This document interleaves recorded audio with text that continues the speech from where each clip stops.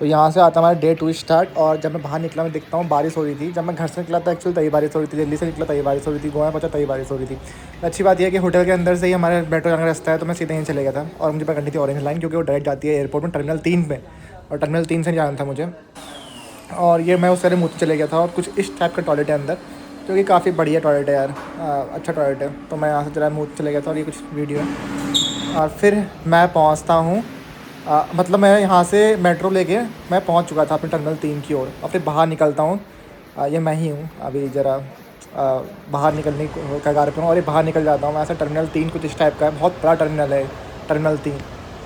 और मेरे पास टाइम भी काफ़ी था, जल्दी निकल गया था, क्योंकि यार मुझे लगा कि टाइम लगता होगा काफ़ी चीज़ों में। भाई तो मैं टर्मिनल 3 में हूँ। टर्मिनल 3 काफ़ी अच्छा है यार, क्योंकि यहाँ पर इंटरनेशनल फ़्लाइट्स भी लैंड होती है ना।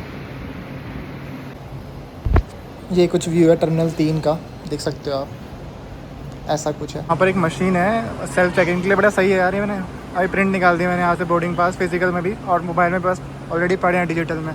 तो फर्स्ट एक्सपीरियंस है। और हाँ प्रीटी स्मूथ है यहाँ पर हर चीज़। अगर आपको पढ़ के करना है तो देखो हर चीज़ कर सकते हो, सब कुछ मेंशन है यहाँ पर। तो पहला एक्सपीरियंस है। और उसके बाद बताऊँ हर चीज़ मेंशन है यहाँ पर। और नहीं आएगा तो किसी से पूछ लेंगे स्टाफ से। अभी तक तो कोई दिक्कत नहीं है, फिजिकल में ही निकाल दिया मैंने बोर्डिंग पास अपना। और यहाँ है स्टोर्स, महंगे महंगे स्टोर्स, ये सारे महंगे महंगे स्टोर हैं यहाँ पर। ब्रुक्स ब्रदर, डियोर वगैरह था, नहीं कौन से मतलब पढ़ने हैं, डियोर राडू, महंगे काफ़ी स्टोर हैं जिसको पैसा खर्च करना है भाई।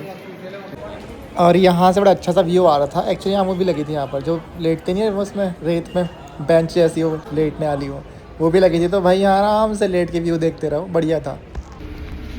और यहाँ चले जाते हैं हम बस के अंदर, जो कि हम ले जाएगी हमारी फ़्लाइट तक। तो बस में लगभग 20 मिनट ट्रैवल करने का, बस में बहुत टाइम लगाया इन्होंने, बहुत आखिरी पता नहीं कहाँ खड़ी करी थी इन्होंने। फिर फाइनली अपनी फ़्लाइट की ओर पहुँचते हैं और फिर बोर्ड करते हैं। एक्चुअली मेरी मुंबई से फ़्लाइट थी, फिर गोवा की लेयर वाली फ़्लाइट थी मेरी। तो भाई बिना एक्स्ट्रा पैसे दिए विंडो सीट बुक गई। जब मैंने फ़्लाइट बुक कर रहा था तो मेरे से विंडो सीट्स के एक्स्ट्रा 500 रुपये चार्ज किए जा रहे थे, पर मैंने स्किप कर देता। हर कोई स्किप ही कर देता है। तो और फिर भी मुझे मिली विंडो सीट ही। तो ऐसा हमेशा फ़्लाइट बुक करो तो हमेशा स्किप करो विंडो सीट, अगर मिले भी ना मिले फ़र्क नहीं पड़ता, 500 कौन देगा उसके, कोई फ़र्क नहीं पड़ता। तो कुछ ऐसा था यहाँ से। फिर मैंने खच्चर बच्चर करने लग गया था थोड़े यहाँ पर, मतलब देखने लग गया था। बहुत सारे बटन थे एक्चुअली, फ़्लाइट सही थी, इसमें स्क्रीन वगैरह सब चीज़ थी। फिर मैंने एयरप्लेन मोड डाला, जो कि जिसके लिए फ़ीचर बना है एक्चुअल में पहली बार लाइफ में। और मैंने फिर उसके बाद मतलब आज तक तो मैं ये डेटा जब नेट चलता ही था तो उसी के लिए यूज़ करता था। आज पहली बार यूज़ किया है इसका, लिटरल यूज़ किया। तो इसके बाद हमारी फ़्लाइट टेक ऑफ होने वाली होती है जस्ट। तो आप देख सकते हैं कि हमारी फ़्लाइट टेक ऑफ होगी। आई थिंक हो भी जा रही है ना, पता ही नहीं चल रहा है, देखने तुम अभी फ़्लाइट। और इसके शीशे पीले पड़े हैं, इससे कैमरे की गलती नहीं है, सालों ने साफ भी नहीं करते शीशे। और ये फ़्लाइट टेक ऑफ हो चुकी है हमारी, पता ही नहीं चल रहा है पर फ़्लाइट टेक ऑफ हो चुकी है। अब दिख रहा होगा, तुम्हें लग रहा होगा फ़्लाइट टेक ऑफ कर चुकी है। तो ऐसा एक्सपीरियंस था। शीशे गंदे थे भाई, साफ दिखाई नहीं दे रहा था। और जब मैं यहाँ से दिल्ली तो मुंबई गया तो भाई पूरे कुछ दिख ही नहीं रहा था। एक तो बादल लगे थे और एक तो शीशे अलग गंदे ठहरे इसके फ़्लाइट के। तो ये कुछ ऐसा था। टेक ऑफ के बाद कुछ ऐसा भी, और ऊपर हवा में उठेगी।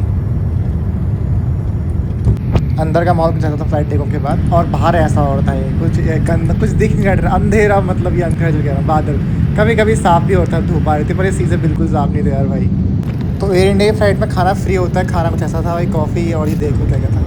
उसके बाद ये हमारी साइड से लैंडिंग की वीडियो आ चुकी है। अब फ़्लाइट लैंड करने वाली है मुंबई में, और अब हमारी फ़्लाइट लैंड कर चुकी है।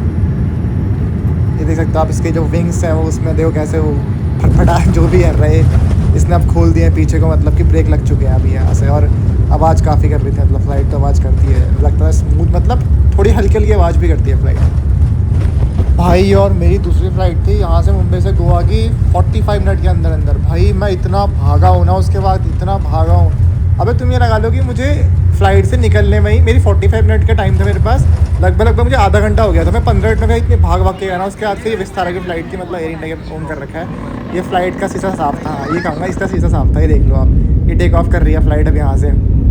हमें मतलब बहुत भाई इतना हेक्टिक होता है ना, इतनी चीज़ें इतनी हेक्टिक रही, मेरी फट गई थी भाई। इतनी जल्दी जल्दी हड़बड़ी में सारा काम किया मैंने यहाँ से भाई। एटलीस्ट 1 आवर होना भाई, वह 1 घंटा होना चाहिए। अगर तुम्हारी दूसरी फ़्लाइट है ना तो बोर्ड करने के लिए 1 घंटा होना चाहिए। 45 मिनट तो वाट लग गई थी यार, वो था भी लास्ट में, बहुत वाट लग गई थी मेरी। और एक सीन है थोड़ा मुंबई, ये मुंबई है अपना, आसमान के ऊंचाइयों से हमारा मुंबई दिखाई दे रहा है। ऐसा है कुछ मुंबई दिखने में। उसके बाद मैं एक सुंदर सा व्यू कैप्चर किया कैमरे में, ये देखो, ये मैंने अपना इंस्टाग्राम में लगाया था स्टेटस में, मतलब स्टोरी, मतलब सॉरी पोस्ट में। बहुत सुंदर सा व्यू आ रहा था यहाँ से, तो मैंने लगाया था अपना। ये बहुत अच्छा लग रहा था यहाँ से, बहुत सुंदर। एक दो और सुंदर व्यू थे, मैं कैप्चर नहीं कर पाया। और भाई ये देखो कितना क्लियर व्यू आ रहा है, कितना क्लियर व्यू आ रहा है। अभी आ रहा था क्लियर व्यू।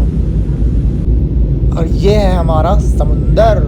और इसके बाद में डाउट हुआ, देखो इसमें देख रहे हो क्या है, ये एक्चुअली ना मैंने बहुत देर से नोटिस किया था। ये छोटी छोटी ना, वो था एक वेव टाइप की थी, छोटी छोटी सी, मतलब पता ही नहीं चल रहा, पता नहीं क्या। मैं भाई मैं कंफ्यूज हो क्या था इतनी देर से। ये आइलैंड था वो छोटी छोटी ना, वाइट वाइट में, एक्चुअली बर्फ़ नहीं हो पर वो है, वो वेव भंवर जैसा है छोटे छोटे से। अरे हम गोवा पहुंचने वाले हैं लगभग उसका हमें वाइब आने स्टार्ट हो गई थी गोवा की, कि हाँ गोवा की तरफ बढ़ रहे हो आप। तो भाई ये देख लो, अब गोवा पहुंच चुके हैं और ये गोवा की वाइब आने लग गई है। बेसिकली हम जा रहे थे। और एक और चीज़ हमारी थी फ़्लाइट डबलिम एयरपोर्ट की, जो कि साउथ गोवा में पड़ता है। अब शायद से 3 डिस्ट्रिक्ट हैं उसमें गोवा में, नॉर्थ साउथ और एक तीसरी नई बन चुकी है, ये ध्यान नहीं है पर ये है गोवा की। ये गोवा अब लग रहा होगा तुम्हें गोवा करके, ये ऐसा गोवा है। और बस फिर हमारी हो जाती है, पहुंच चुके हम एयरपोर्ट पे, और यहाँ पर हो जाती है हमारी फ़्लाइट लैंड। तो बस सेम ही है। उसके बाद लैंडिंग तो पता ही है, एक बार देख ली थी मैंने, तो सेम ही फीलिंग आई उसके बाद तो लैंडिंग की भी। तो बस फिर यहाँ से निकल जाते हैं हम बाहर की तरफ, अपने डब्ल्यू एयरपोर्ट की तरफ निकल जाते हैं। और ये डब्ल्यू एयरपोर्ट का टॉयलेट है कुछ टॉयलेट में सारे कंपेयर कर रहे हैं, टॉयलेट काफ़ी अच्छा है डब्ल्यू का। बस फिर यहाँ से हमारे एग्ज़िट था, और यहाँ से निकल जाते हैं हम एयरपोर्ट से बाहर। और ये कुछ पेंटिंग्स वगैरह भी थे यहाँ पर ठीक ठाक। ये कुछ बाहर का सीन है भाई। अभी एक बंदा मिल गया था, उसने मुझे थोड़ा, मेरे जो कस्टम हाउस है उसके थोड़ा नज़दीक छोड़ दिया उसने, 2-3 किलोमीटर। और अब एक दोस्त के साथ वो लेने आ रहा है मुझे स्कूटी में।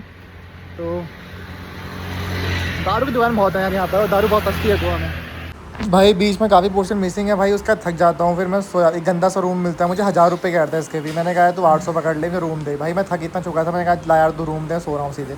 ठीक है मैं रात को पहुँचाया, फिर इसके बाद मैं बहुत थक चुका था भाई, ना खाना ना पीना, सुबह से ट्रैवल कर रहा हूँ, तो वाट लग गई थी यार। ये कुछ बालकनी का व्यू है वहाँ से। तो ये था डे 2 की समाप्ति, और अब डे 3 बचा है, which is the day of DV. एक तो उत्तराखंड सरकार बिजली नहीं दे रही है यार, मेरी सीज अटकी पड़ी है यार, मुझे देखनी आगे को। जो भी है चलो, मिलते हैं डे 3 में, बाय।